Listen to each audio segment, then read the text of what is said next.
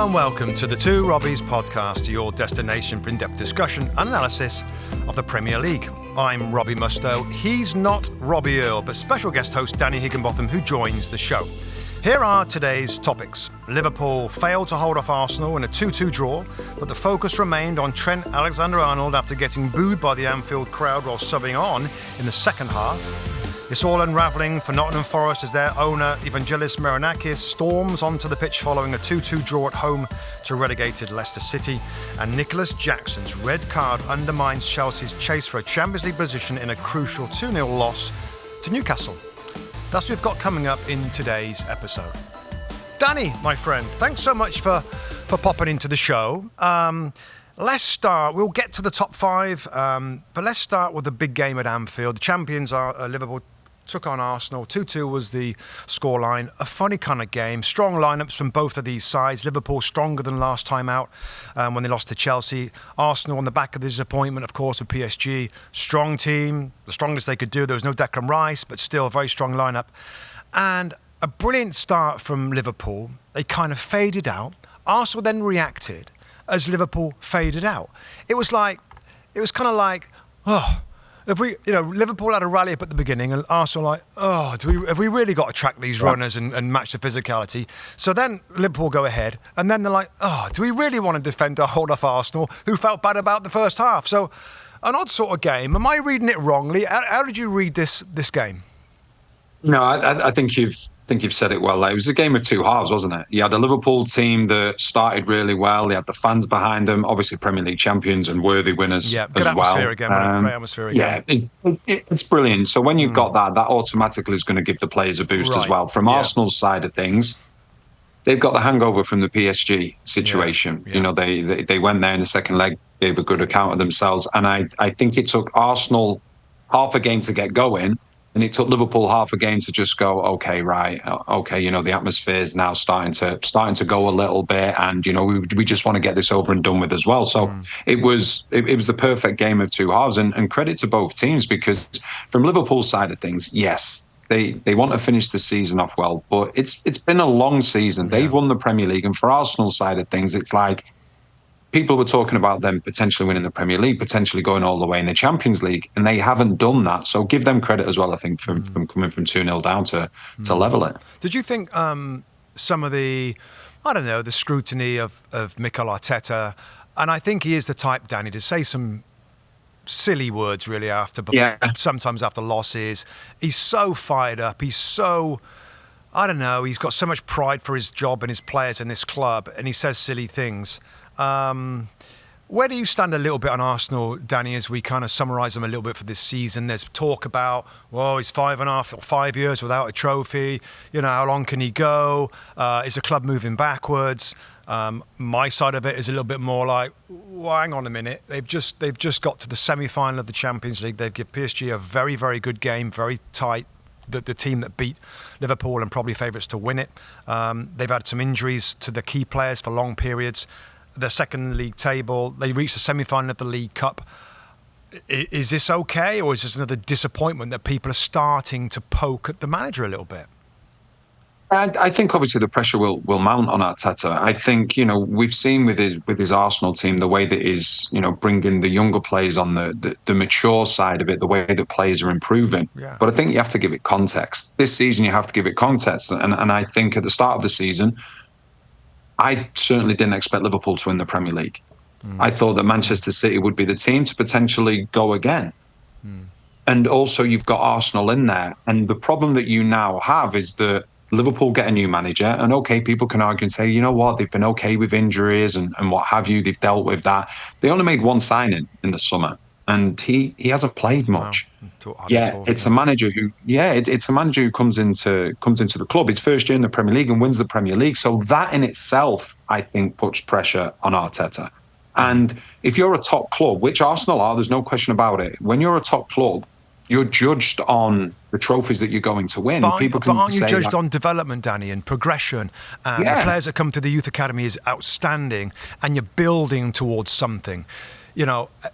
Another way, how long has he got before that pressure starts to be, well, hang on a minute, this is a good squad, maybe somebody else could do a better job? Is that what it'll have to get to before he might leave?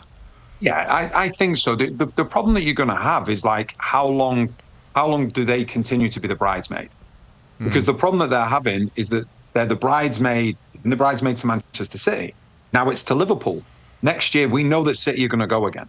We know that City are going to come again. And I think when you look at this year, and this is what I talk about the context, when you look at this year, okay, there is the huge argument Arsenal have had injuries. Every team can have injuries. It's can be unforeseen circumstances. But I think at the start of the season, I think there would have been the possibility or the potential of a number of Arsenal supporters thinking that this was going to be their year. And the reality is they're going to finish second or third in the Premier League. They got to the semi-finals of the Champions League. But there's reasons for that, Danny, isn't there?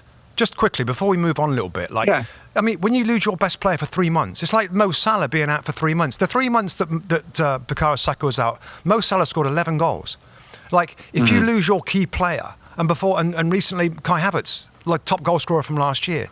So does that, some people think that should weigh on this, which I do. Others are like, well, all teams get injuries. I don't know whether it's been a champion, Danny, that's won the Premier League with having key players out for months at a time. Well, I think if you look at last season, Manchester City didn't they? Was De Bruyne not out for a number of months? But is he a key player? At Manchester City last season, without question, I thought that he was. They dealt with Haaland being out for a certain amount of time as well. I think the problem is that if I was to say to you, what have Arsenal needed to sign over the last 3 seasons? We know the answer. We do know that. We do, yeah. So I think there becomes an issue then straight away. Yes, we can talk about Saka, one of the best players in world football, no question about it, and such a big difference maker for Arsenal, not just on the ball but off the ball with his pressing. But at a certain point, you have to look at it and go, okay, well, a certain amount of money has been spent in specific areas of the pitch, but it's never been on that number 9. So all of a sudden, if you get an injury to Saka, which is going to affect any team, but you've got a centre forward that's going to get you 20 goals a season, then that takes a little bit of pressure away. So yes, there is that scenario which can lean on a little bit and say they've been unfortunate with injuries. But I also think there's a scenario where it's like, okay, we know as neutrals who obviously cover the Premier League, we know that it's a centre forward that they've needed for a number of seasons now, and it's a situation that's not been addressed. Well, let's see if it gets addressed in the summer, Danny. There's a lot of talk that they are looking. That's the number 1 target to number 9. Let's see who they bring in. Now, before we move on from this game, Trent Alexander-Arnold was something that we talked about, Danny, on the show on Monday. Yeah. And you said, I don't think he's going to play again for the club, given the reaction that I think, I'm quoting you here, that the fans are going to give. So, and I was a little surprised. I'm like, I get a little bit of that, but really? Like, are they going to get booed? Well, we saw it today, and you were right. There was boos when he came on. There was boos when he came out. Just tell everybody again, because I think you have a unique insight into what it's like to be at a huge club. Like, you grew up as a Manchester United fan. You saw the passion of the fans for the local kids that come through into the first team and what it means. And I'll let you go in a second, but I think it's critical that you mention, because I heard you saying before about it's like a member of the family kind of leaving it. And that's why the reaction comes from those Liverpool fans. So explain to our listeners and viewers just what you mean with that. Well, you know, first of all, Musty, what football is like in England. It's you follow a team, you follow them through thick and thin, and sometimes it's passed down through the family, whether a team's been doing well or not. If you're Manchester, you're red or blue. If it's in Merseyside, it's blue. It's red or blue as well, and that's the way that it is. And, the conversation that we were having on Monday, I thought it was a really good discussion because it was 2 opinions, neither right and neither wrong. But from my side of things, growing up at Manchester United, the class of 92, they were probably 4 or 5 years older than me. So you had the likes of Ryan Giggs, you had the Neville brothers, you had David Beckham, you had Nicky Butt and Paul Scholes. Incredible. And all of them, barring David Beckham, were from the area, were from the Manchester area. And they were always seen as, one of the club's own. And what happens is, and you asked me the question, when I was a younger player, when I was like 12, 13, my hero was Ryan Giggs. He came onto the scene at Manchester United and was just incredible, old school left winger, and just everything about him was outstanding. And I remember as I maybe got to 14, 15, something like that myself, there's a lot of talk of him potentially, I think it was Serie A. I think he might have been Juventus or Inter Milan. There was like interest in him, and I was like, no, he can't leave the club. And that was me as a supporter, someone who was at the School of Excellence at the time. And people have said to me, well, what happens if Van Dijk or Salah would have left? It wouldn't be the same. They would wish them all the best and say, brilliant, thank you so much for what you've done. But the difference here is that Trent Alexander-Arnold, and I'm with you, as a neutral, neither of us are Liverpool fans. We don't look at it that way. But from a Liverpool fan's perspective, a local lad who's come up through the ranks, has done everything at the club, has played for teams that some of the fans played for as well, comes from areas that some of the fans come from. It's like, okay, well, you're leaving Liverpool. Where's the next stop for you? And obviously all the talk is about Real Madrid. It's like, well, why would you do that? This club has given you everything. This club is at the pinnacle. We've just won the Premier League, and now you're deciding to leave. And then people will say, and not just that, you're leaving on a free. So it becomes one of those situations where you feel like, especially when they are from the area, you feel as though a member of the family has wronged you. You feel as though they've been disrespectful and things like that. And that's the way that it'll always be. Now, the problem that you've got, Musty, now, I don't know whether you look at this, Liverpool have got an away game left and a home game left. Do you start him in the away game, but then not start him in the home game? What would you do if you're Slot? It's a really big problem, I think. Yeah, I think I kind of like what he did today, Danny, to be honest. Start Conor Bradley, because it is potentially the future. He needs the game. He needs the starts. He needs the minutes. But I still think I'd still like to see Trent at some point. Now, the last game of the season, we're going to be there pitch side. All our team are going to go down there, and it's going to be amazing to see the trophy lift. I just don't know what's going to happen with Trent, whether he's going to be playing him. He's got to lift the trophy anyway. Are they going to boo that part of it? We got a little bit out of the system today, Danny, maybe. Some of those fans that booed him. Maybe it won't be so bad in the next game and then the final game. I don't know. But I really appreciate your take on this, because when you said this on Monday, I was like, oh, really? Like a family member? Like they don't thank him for helping win a brilliant success and win those. It's like a family member. And he's like, oh, you're leaving the family to go somewhere else. So I thought that was pretty interesting. And we'll see, mate. We'll see. It becomes for fans of the club, it becomes personal. Yeah. The fans now take it personally, and they feel as though they've been disrespected. Instead of looking at it and saying, right, okay, our player's done unbelievable at this club. He's won the Champions League, he's won the Premier League, he's been here since he was a kid, and he wants something new. If that was a player of Trent Alexander-Arnold's age that hadn't been at the club for the same amount of years that he's been at the club, wasn't from the local area, it would be a different reaction. But because this is, one of their own, as they say, it becomes personal. It hurts bad. And it hurts. And all the fans take it personal. And the interesting thing is when you go back to the last game of the season, when they're going to get the trophy, when he lifts the trophy, I'll tell you now, it pains me to say this, but I don't see them cheering him. I honestly think that they will boo him, and that's why. Isn't it crazy? I just think that's crazy. But for you to be there, Musty, for you to be there, you're right in position now, and you're going to see it all unfold. Yeah, I'm going to tell people about it as well. I'm going to try and get a sense of this feeling and stuff. Yeah. Apart from everything else about the day, which is going to be amazing for Liverpool to see their fans in the stadium to lift the trophy. They deserve it. Yeah. All right, mate. Let's move on to the fun race. That I gotta be honest, it's a pretty fascinating race, mate. And these teams, that first game was a bit odd. But there's nothing odd about the rest of these games. Tons to talk about here. Nottingham Forest 2, Leicester City 2. If this was a must-win game for Nottingham Forest, Danny, why didn't they win it? What was wrong with them today? If you saw the whole game against Leicester City, they're already relegated. They let it go, didn't they? They did, and the problem that they've got now, and I think that Nottingham Forest would be wishing the relegation situation wasn't sorted yet. They would have really wanted Leicester City to come to them today with something to fight for. And I think they feel that way probably about a number of teams. Because if you look at the teams, and this is what stands out to me, they drew with Leicester today, over 50% possession. They drew away with Palace, over 50% possession. Yumi covered that game. They lost to Brentford, over 55% possession. They went to Spurs and won with 30% possession. Now, those 1, 2, 3, just those four teams alone, none of the four have got anything to play for. Spurs are not going to change the way that they play. So, that was another game which we covered, which was on a Monday as well. And I expected Forest to get the result there. The problem is now, for the first time, as we get to the final few games of the Premier League season, the onus is now on Nottingham Forest more than it is on the opposition that they're playing against. And that, for me, is a huge problem. When you're asking Forest to set the tempo, when you're asking Forest to dominate the ball and break you down, that's when they can not fall apart, but that's not their strength. All that being said, right? All that being said, Danny, they kind of did it. They had to take the game to Leicester City today. They get 2-1 up. Brilliant. I mean, Morgan Gibbs-White had a brilliant game. He scores a goal, makes a lovely cross for Chris Wood to score the second goal, 2-1. And I'm then thinking, there you go. We found a way there with that extra possession, because I'm with you on that. Like, they prefer it to be more faster breaks and everything else, but they found a way.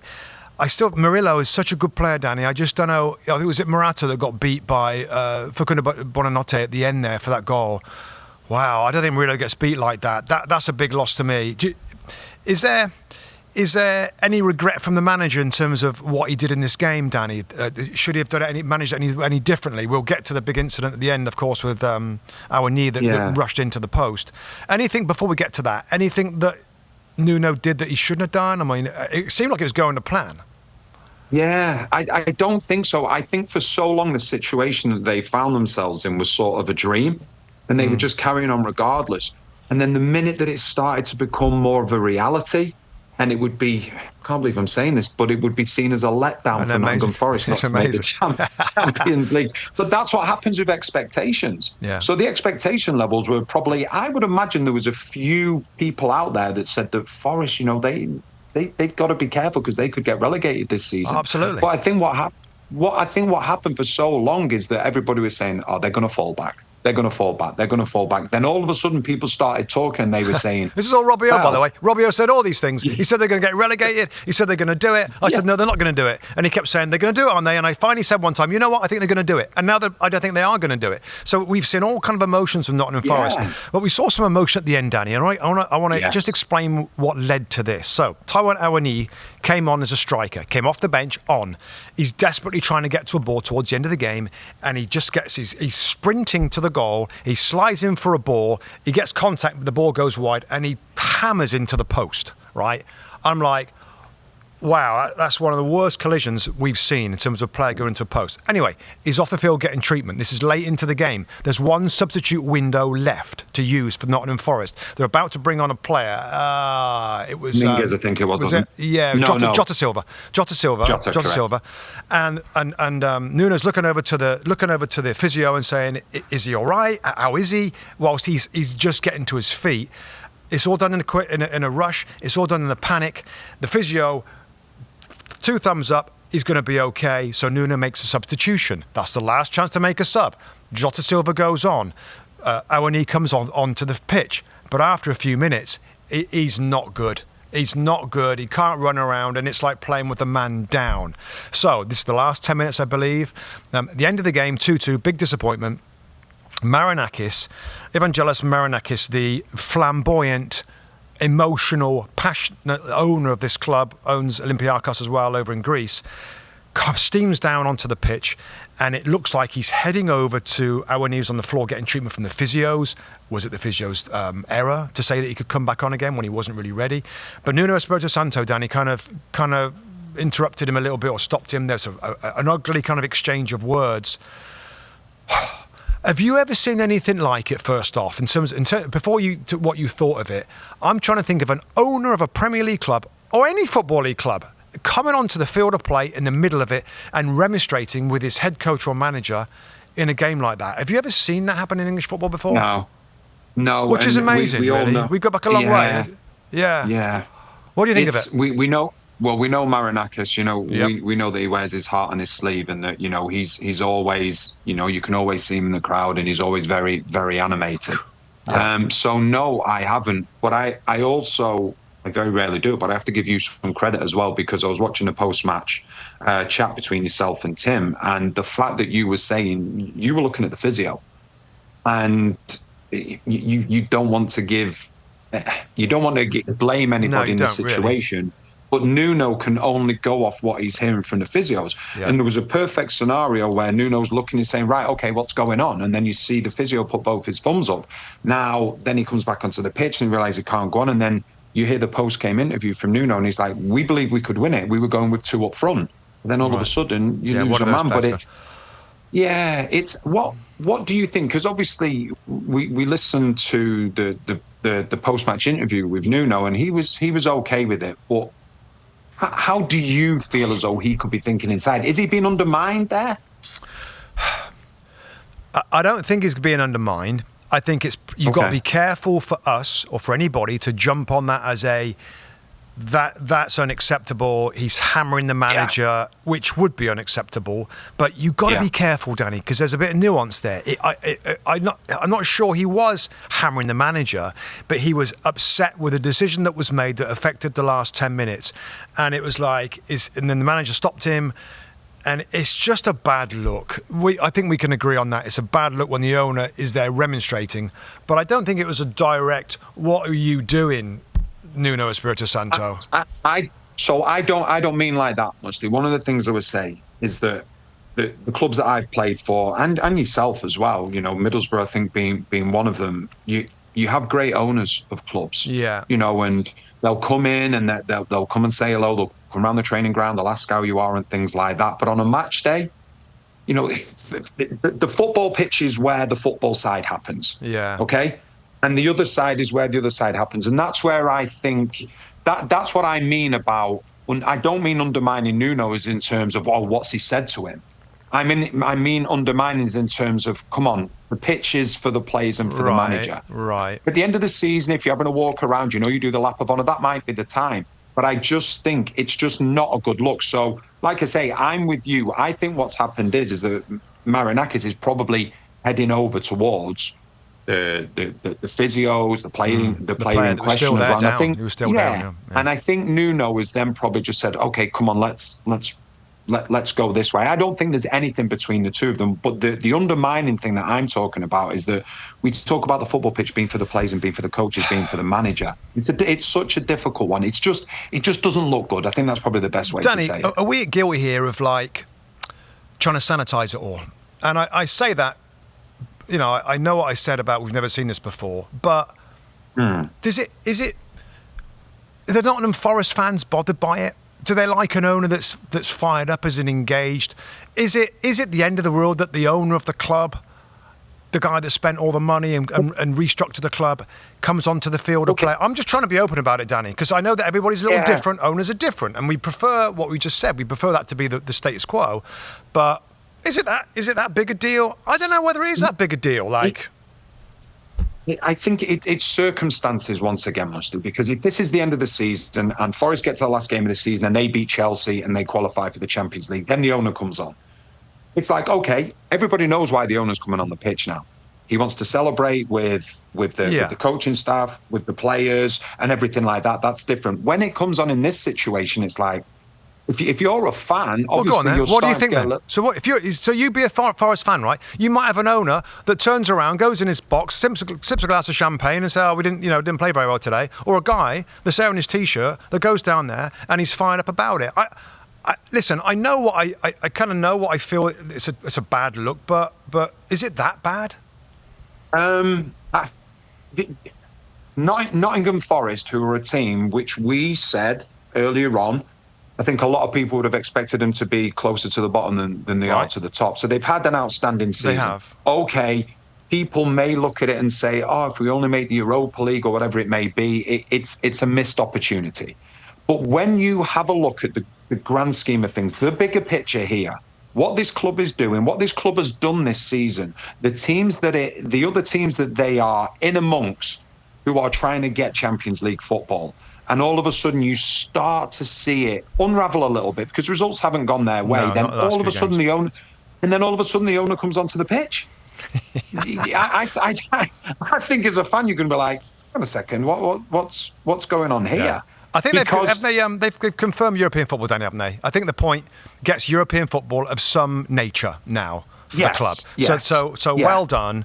Of course, we know what they're going for, and it's not dead and buried. They're in 7th spot now. No. They need help from others. Like they need some results, some bad results from Villa and from Chelsea and from Man City potentially. But no, I mean, wow. There's not many times we jump on here and it's like, I've never seen that before with an owner that was so fired up and almost in the face of Nuno Espirito Santo. And wow, that's something we got to maybe get used to it, Nottingham Forest, because we know kind of what he's like. All right, other games that affect this race. Newcastle 2, Chelsea 0, Danny. I mean, that was the game that I think we were all looking forward to. Two big clubs that really need it, play in very different ways. I was fascinated, as I know you would have been as well, looking at the lineup, how are they going to play. I mean, God, Eddie Howe, mate, talk about nail a team and nail a approach. And I thought it was going to be sit back and counter, but it kind of wasn't. It was like, no, we're going to push Dan Burn in, we're going to push Fabian Schär in onto those high midfield players to stop them getting out. The advantage they have on so many teams, that square in midfield, and he got a solution to it. And they were brilliant at the start and thoroughly deserved a 2-0 victory. What did you think, Danny, to how this kind of started out? I felt the same way. You know, they took the game to Chelsea. I think Barnes and Gordon, you know, as the two number 10s, I thought was excellent. You've got ready-made wing backs, the way that they play. And it's just the way that they press. And to score as early as they did, that is a Newcastle goal. The pressing, Tonali, he's the one that starts it, and then everybody joins in with it. It was absolutely brilliant. Yeah. And one of the things I will say is that if you look at Newcastle throughout the last couple of years, they got really badly affected by the Champions League. It was great for them to be in it, but affected their league Aston Villa this season. Yeah. And what you find is that Newcastle are a team that play with intensity. That's the way that they always play. Okay, at times they're going to have to dominate the ball, but they're all about the pressure and they're all about the energy, all about the intensity, and they do it so well. And the first goal was always going to be important today. If Newcastle got it, then that meant that Chelsea would become more desperate. The pair of us, I think we chatted about it on Monday as well. The reasoning for Chelsea not making that top 5, I think there's a naivety about this group, and I think we saw with the red card for which we'll talk to for Jackson. So, And I think that's going to be something that's going to be a huge issue for them. Do I think they're going to be there or thereabouts in the years to come? I do, because these players are gaining valuable experience. But I just think with Eddie Howe, I don't think he gets the credit that he deserves at time, because he never gets too high, never gets too low. He just keep things on an even keel on a continuous basis. But he's done, once again, another incredible job, and I think they're going to get Champions League football. Yeah, they're third place in the league table right now. Let's switch over to Chelsea a little bit, because that challenge, you know, I know in the studio, Tim Howard kind of made... It was interesting. Made an argument that he thought that Jackson was just getting ready for Botman to raise his arms, really, and sometimes you meet an elbow with an elbow. I got the point. I still think that it was more of an aggressive nature. He looked at him. He never really looked at the ball until the last second. It's a pointy elbow that's going towards his face. There's quite a significant contact. You see Sven Botman's head kind of shudder back a little bit. I thought it was a bad challenge. I think he cost his team. I think he's done that on a few occasions. He's got yellow cards, got suspended. He's an emotional player. Back to your naivety or immaturity, Danny, I put this a lot on Jackson, because the manager in the second half rejigged things. He got control again, even with 10 men. And the goal was kind of late from... Bruno Guimaraes gets the second goal, the deflected goal. Give me some thoughts on Nicholas Jackson, Danny, and how you saw that challenge. You watch it once, you watch it twice, you watch it multiple times, and I could have no case for the defence. I really couldn't, because from my side of things, the telltale sign is always the look. If a player hits a play, but at no point there's been a look to size the player up, then you can sort of give them the benefit of the doubt. But in this situation, there might have been some accidental contact, but when you're looking, then it's deliberate contact. That's it. And that's what he does. And that's the one. More often than not, when you see a red card, the first thing that the referees are going to look for was their eye contact. Because if there's eye contact, then he knows what he's doing. If Jackson never, ever looked before he made the challenge, then you can give him the benefit of the doubt, because he doesn't know where he's swinging his elbow. But the simple fact of he had that look and then went for it. You know, I understood where Tim was coming from. Like he was predicting, I think it was Botman, wasn't he? He was predicting that Botman was going to raise his arms. Yeah, was maybe going to jump. But you can't predict what you think's going to happen, and because that doesn't happen, then it's only a yellow card. It looks bad then for you. If he doesn't do that, then you've got an elbow in his face. That's basically And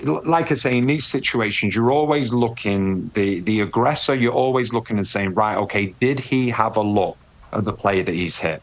And in this scenario, he had a really good look at him and still continued. So, but that is part of the naivety. And as you quite rightly said, it's happened a few times with Jackson this season. Listen, we'll get a little screen on there to try and predict the results of this little race a little later. But let's just run through the other games that was affected by this. Bournemouth 0, Aston Villa 1.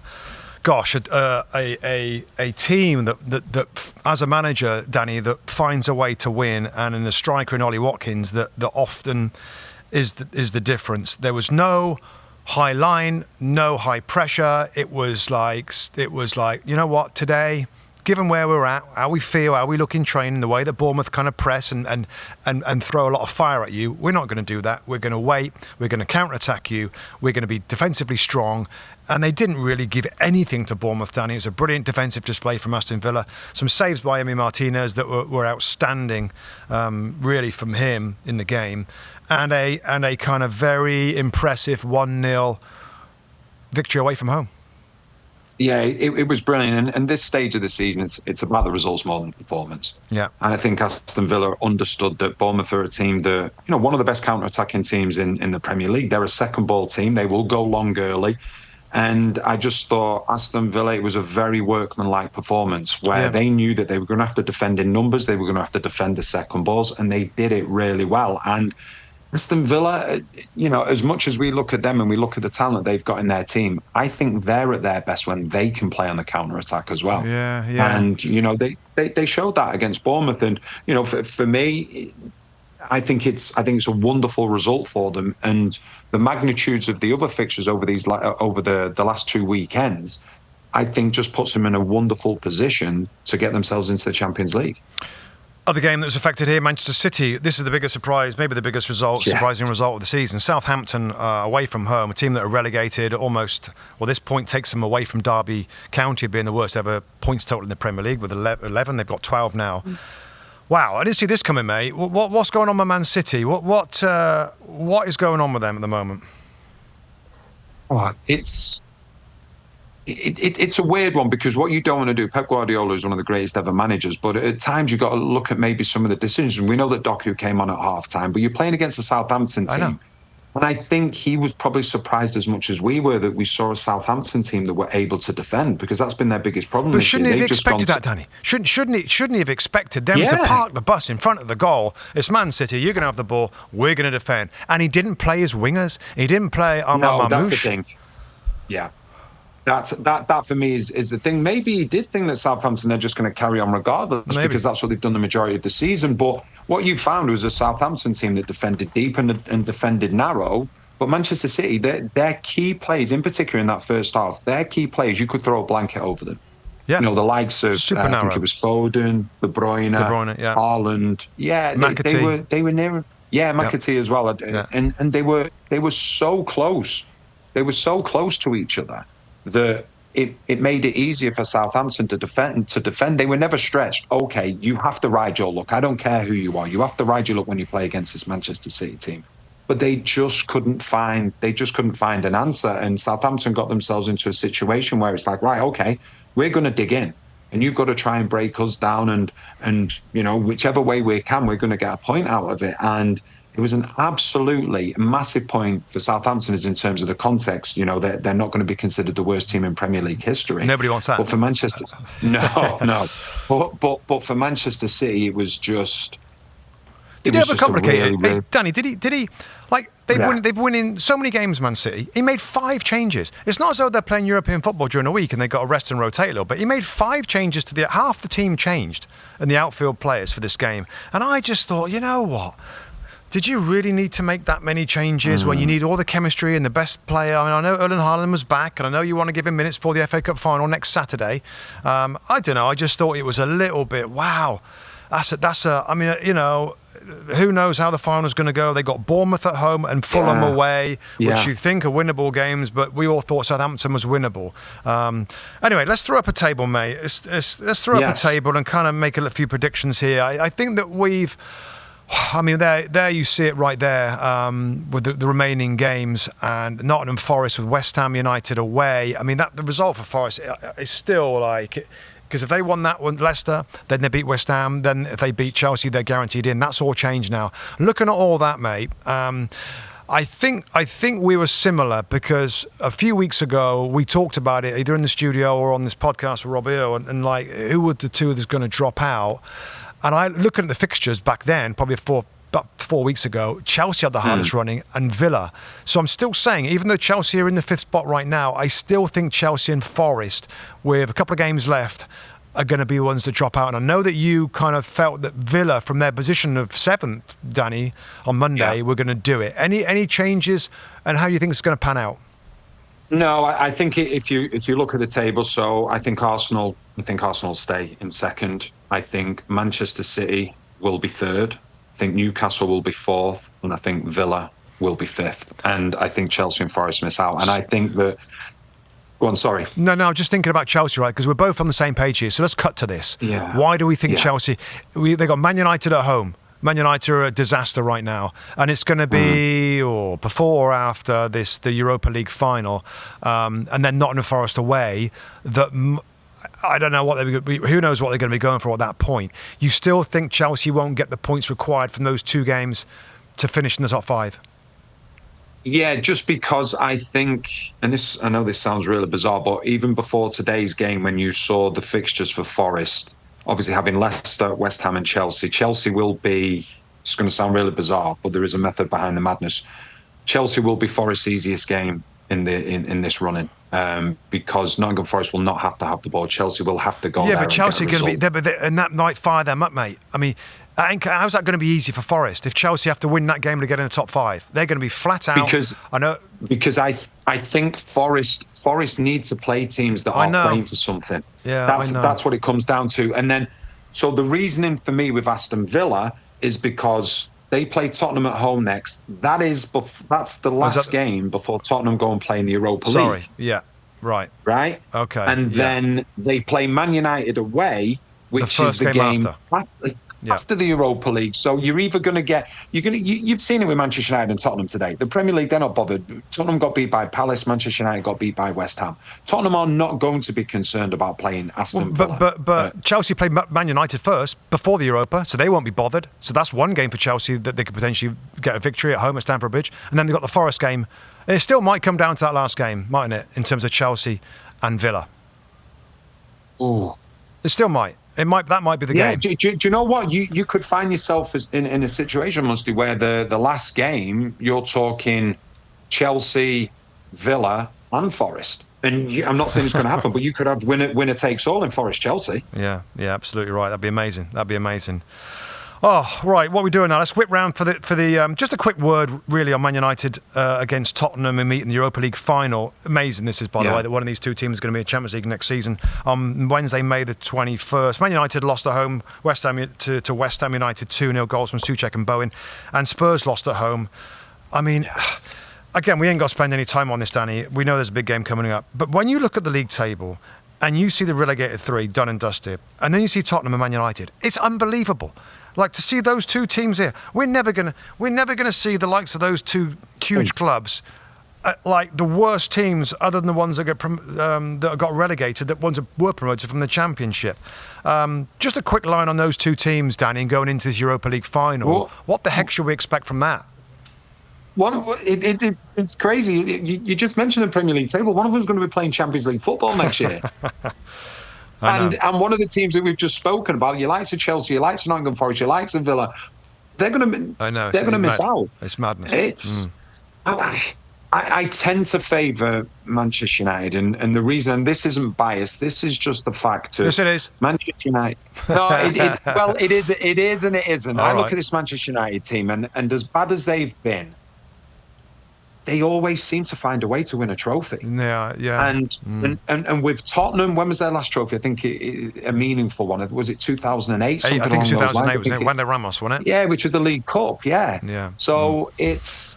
it's so bizarre. But I do think that Manchester United, just with the know-how that they've got within that team, I think they've got enough to get the job done. But it's crazy because the team that loses, it's so weird. Everyone goes into this. You're a Tottenham fan, you're a Man United fan. You're going into this Europa League final, you're thinking to yourself, you know what? This could make our season a bit better. We've not had a great season.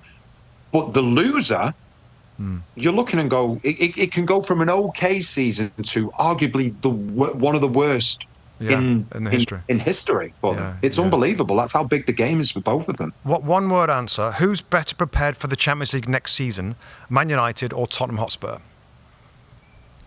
Who might do better? Tottenham.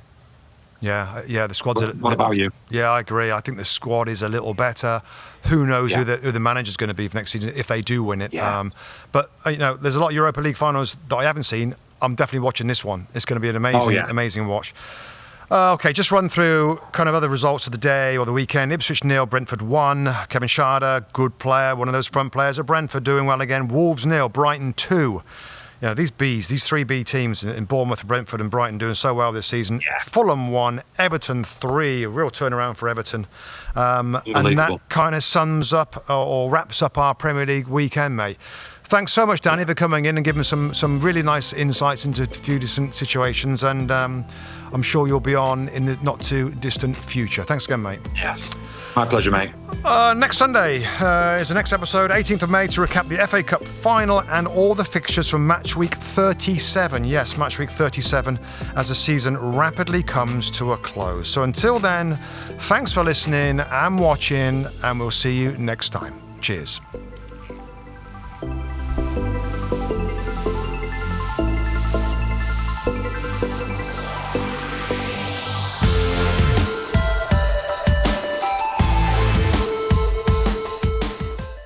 Hi, I'm Rebecca Lowe, and as we head towards the end of an exciting Premier League season, make sure you like and subscribe on the NBC Sports YouTube channel for more content like this.